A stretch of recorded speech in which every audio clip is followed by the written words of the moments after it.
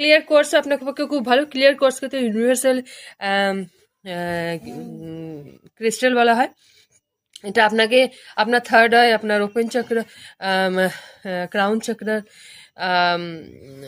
Active করবে, balance রাখবে, এবং আপনার আহ, আপনার লাভ, আপনার চারপাশে প্রেম, আপনার চারপাশে যে নেগেটিভ সিচুয়েশন আছে সেটাকেও কাট করে দেয় এবং সেটাকে সেখানে পজিটিভিটি নিয়ে আসে।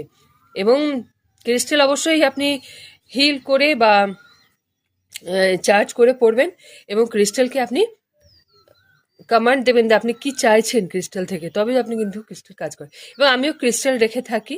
আমাকে যদি আপনি আমার কাছ থেকে ক্রিস্টাল নিতে চান তাহলে একটু সময় দিতে হবে।